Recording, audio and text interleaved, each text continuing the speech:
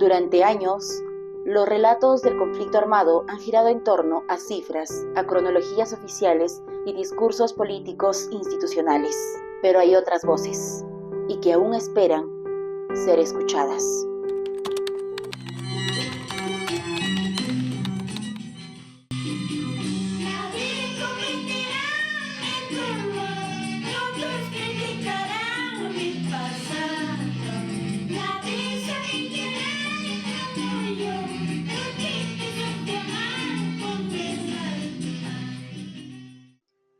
Voces de mujeres que no solo sobrevivieron al terror, sino al silencio.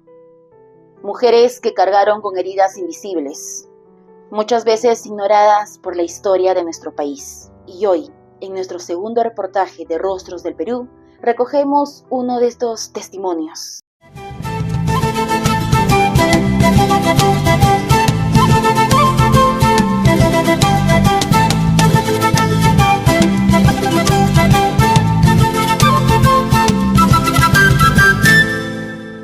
Así es, un episodio más donde retomamos la memoria de aquellos que sobrevivieron a aquellas épocas de terror. Hoy les presentamos la historia, el testimonio de Silvia Martínez Macizo, una mujer que vivió su niñez, juventud entre el miedo, el silencio y la pérdida. Tuvimos que viajar hasta Huanta para escucharla, en su hogar, entre fotografías de sus hijos y los recuerdos de su madre. Nos compartió lo que muchas a veces prefieren callar por décadas. Esta será tal vez una historia que incomoda, porque muestra lo que muchos todavía les cuesta aceptar. Porque en medio del fuego cruzado, los que más sufrieron fueron aquellos los que no tuvieron voz. Yo soy de Vilcasomán, yo me llamo Pelagia Silvia Martínez Macizo. Mi mamá se llamaba Julia Macizo de Martínez, mi papá Samuel Martínez de Macizo, y son de Vilcasomán. En Vilcasomán mismo nos radicábamos nosotros. Vilcasomán, aquel rincón lleno de historia incaica, donde es el origen de muros de piedras que vieron pasar imperios, donde también se escribieron páginas de dolor durante el conflicto armado. Fue uno de los distritos más golpeados por la violencia, según la Comisión de la Verdad y Reconciliación. Ayacucho concentró más del 40% de víctimas del conflicto y Vilcasomán vivió su cuota de horror en silencio. Desapariciones, ejecuciones extrajudiciales, desplazamientos forzados y entre todo eso, niñas como Silvia, testigos involuntarios de un país fracturado. Sí, mami, había enfrentamiento en el pueblo. Nosotros vivíamos en una zona de Vilcas, más una hora y media de caminata. Éramos chibolas, niñas de 12, 13 años habrá estado. Y ahí ha habido un enfrentamiento con un cohete reventaba y justo nosotros no pensábamos que era nada, porque nada, no hemos visto esas cosas que era anteriormente que pasaba eso, porque no sé por qué habrán llevado bronca a los policías, porque según decían que los tenderos lo que lo habían matado a esos 11 policías. Y ya pasó, ¿cuántos días habrá pasado? Porque había una tienda también, 2 tiendas, un señor, familia Miranda, creo que era, pero bien querido era con su tienda y la habían desmantelado de toda esa tienda también, porque toda la población la habían reunido, como nosotros vivíamos en una zona, y ya de 3 días creo que he ido y ya me he enterado que esa tienda también ya estaba desmantelado, su cuerpo, todo. Y ahí ha venido pues a ser los soldados ya. Han hecho un base y ya comenzaron ya a hacer maldad ya pues, los soldados. La gente contaba que los viejitos lo violaban, a los embarazados lo violaban, a veces así a las chicas también la agarraban, porque prácticamente yo no he conocido al varón porque me gustaba el varón, porque yo he conocido al varón a violar, porque los soldados me llevaron a base. En base me violaron. Ella creció en Vilcas, entre chacras, cantos y miedos. Aprendió desde muy pequeña que el ruido de una bala podría significar la desaparición de un ser querido, que el silencio de su madre escondía un grito de dolor, más fuerte que cualquier palabra. Hoy, décadas después, regresa con su voz, y nosotros con ella, para escuchar, para no olvidar, para preguntarnos que cómo es posible que todo esto ocurriera en nuestros propios pueblos. Ya, y también, como vivíamos en Puna, caminaba siempre, iba a donde a veces venía a hacer compras. Una vez también un soldado que me ha alcanzado corriendo. A una casa me he escapado, de la casa también me estaba rastreando. De la señora, ya es fina de la señora su hijo había llegado, su hijastro creo que era. El señor me ha salvado. De ahí, más que nada, caminábamos por carretera nomás ya. De ahí así estaba, y me he venido a Huamanga, en Huamanga ya estaba trabajando, de ahí me he ido a Lima, ya prácticamente yo no podía como defenderme porque ellos hablaban castellano, yo hablaba el idioma quechua, no podía como defenderme, pero ya cuando me he ido a Lima, he regresado de 6 meses, mi hermana menor, mi hermana ya cuarta, ya era ella, justo estudiaba. Estábamos durmiendo, pero ahí también han sido soldados, no eran senderos, porque senderos no hacían daño. Y cuando estábamos durmiendo, a veces en la chacra, pues la puerta también no se podía trancar nada. Pues. Inocentemente nosotros dormíamos y ya estarían viéndome, y ha entrado y quería meterse a la cama, pues me está haciendo frío, diciendo. Y ¿cómo te vas a meter? Pues ya me defendí ahí. Ahí habrá tenido pues, 17, 16 por ahí, 16 años o 15, 16. Ya era gran, mayorcita ya.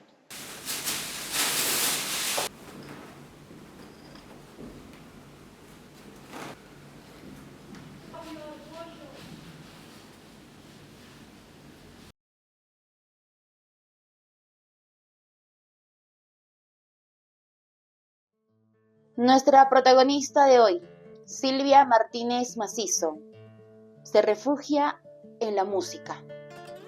No es solo un pasatiempo, es su forma de resistir, de sanar, de recordar sin quebrarse. Desde el folclore andino, el santiago, el arpa y el violín, géneros que en sus manos y en su voz se transforman en testimonios, porque en cada melodía se esconde una parte de su historia, y mientras canta, sigue hablando por las que aún no pueden hacerlo.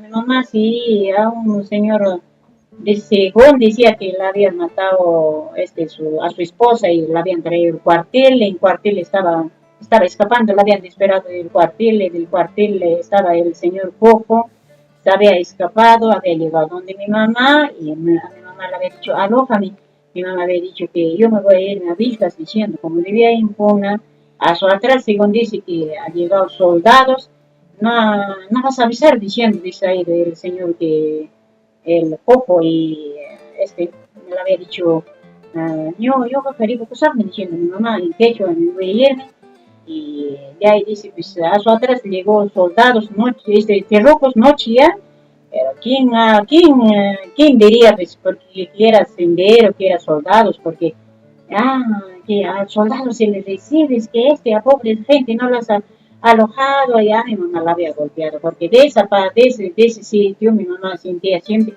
su cabecita, de repente habrá sido tomar algo también, mi mamá se puso a señorita, siempre se quejaba mi mamá, yo tengo una hermana menor, no sé cuántos años habrá sido mi hermana había dicho, mi hermana, hagamos visitante, a mi mamá me pegaba, ese año mi mamá estaba de cargo de niño Jesús, según sentadita había dormido, de repente va a regresar mi mamá también, más bien sentado encima, por eso no me hacía estar vivo, diciendo a mi mamá la venía todo enfermo, mi mamá sabía que nada, ya siempre mi mamá se quejaba, mi cabeza, a veces como era de su pueblo vivir personal de sexta vez no podía como hacer atender, señorita.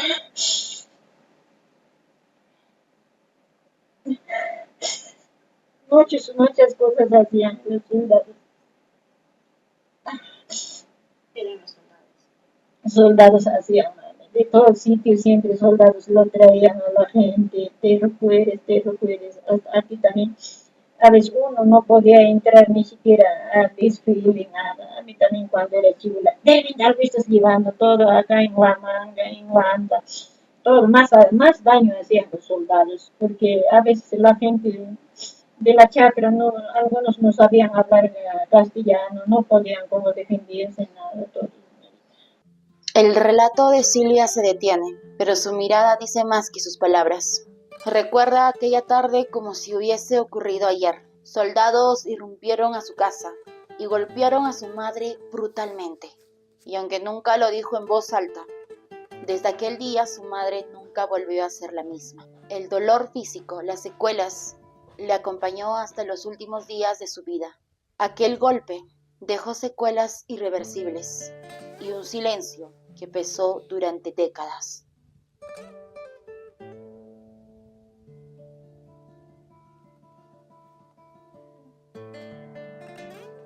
Lamentablemente no fue un caso aislado. Durante el conflicto armado en el Perú, 1980 al 2000, múltiples organismos, entre ellos la Comisión de la Verdad y Reconciliación, documentaron cientos de casos de violencia sexual cometidos principalmente por agentes del Estado. El 83% de víctimas fueron mujeres, entre ellos mujeres quechuahablantes, campesinas, pobres. Y sin embargo, ¿cuántos de estos crímenes llegaron a un juicio? Cuando de repente llegó un capitán, teniendo no sé qué será, y con 3 militares me dice, tocaron la puerta y me dice, mira, te está llamando el capitán. Fui a su base, ¿no? Y me dice, pasa, me dice así, ¿cuántos años tienes? Yo le digo, 15, le digo. Después me hizo desnudar y saca su pene. ¿Te gusta esto? No, ¿esto te gusta? Y yo, lo único que yo le miraba a los ojos y me caían las lágrimas mirándole, como decir, no me hagas nada. Después de una semana, creo, estaba con mi tía y me dice, vamos a sacar permiso, porque ahí tú no podías viajar sin permiso, sin autoridad de los militares, tenías que tener una autorización para tú viajar. En ahí el social ahí estaba, ya medio borracho, pasa adentro, pasa diciendo. Y a mi tía le comenzó a agarrar, le sacó el pantalón, con el cuchillo le rompió la truza, lo agarró encima y lo violó, apuntando en la cabeza con el arma. A mí vino, me agarró, me bajó el pantalón, me violó. Le dije, por favor, no me hagas nada ya, por favor, déjenme.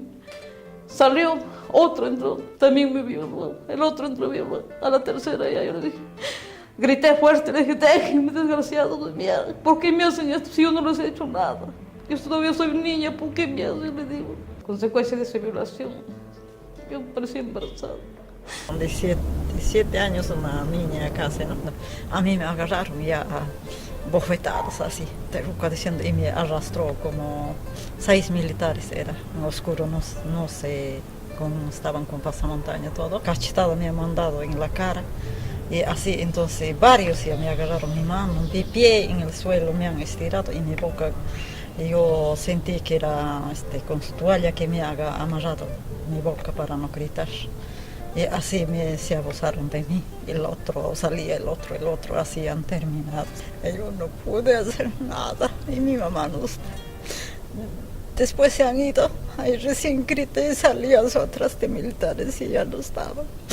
Y pedí auxilio. Y eras así jovencita y ya eras presa ya de los militares. Hemos sido fuerte atacada por las mujeres, por la comunidad. Porque mujeres violadas están yendo a Lima a declarar. ¡Qué vergüenza! Haciendo vergüenza. Es para el pueblo. Era miedo, señorita. Teníamos miedo de declarar porque la gente nos tenía, no nos ha apoyado. Sino, o sea, va a volver los militares y una noche les va a desaparecer. Esa era la idea de la gente. La autoridad eran ellos, los dueños del pueblo eran ellos. No se podía. Ellos agarraban a cualquiera, si hacía cualquier problema, lo único que era torturaban, mataban, violaban. ¿Cuántas personas están muertas? No quieren declarar, no quieren decir nada por temor a represalias. No hablan ellos todo de castellano, hablaban, si yo no podía como defender, por eso ese abuso también me han hecho porque yo no podía defenderme.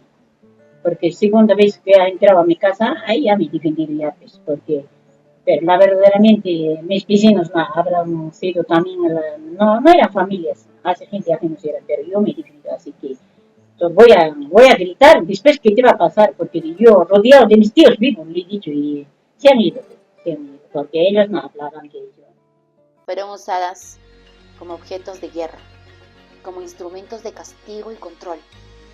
Y aunque la historia ha querido ocultar, enterrarlos, voces como la de Silvia insisten en no olvidar, porque hay que tener en claro que este testimonio no busca venganza, busca la verdad, busca la memoria, busca que una mujer nunca más tenga que guardar silencio, por miedo o por vergüenza, o mejor dicho, por el abandono del Estado.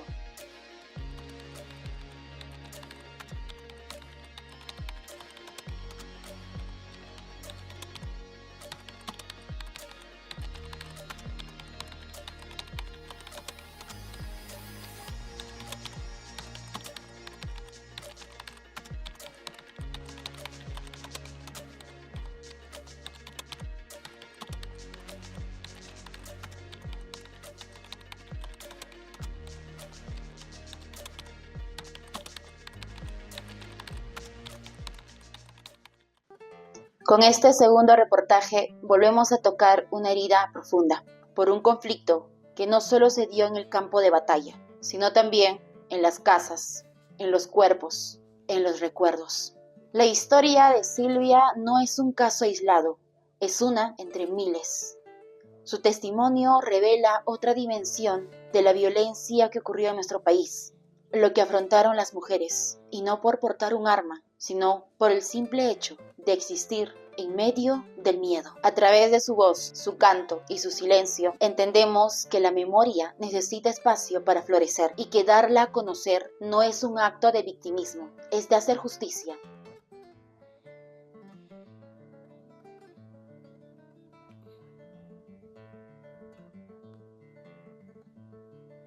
Este proyecto audiovisual de Rostros del Perú, gracias al valor de quienes confían en nosotros, porque la justicia no es solo legal, sino también moral. Darle espacio, escucha y dignidad a esas memorias. Si conoces a alguien cuya historia aún no ha sido contada, o si tú eres una víctima más y decides hablar, contáctanos. Rostros del Perú es un proyecto audiovisual independiente que seguiremos recorriendo todo el país para dar voz a aquellas personas que no lo tuvieron, porque su historia también es la historia de nuestro país. Y esto fue un episodio más, un reportaje más, una memoria más de nuestro país, aquí en Rostros del Perú.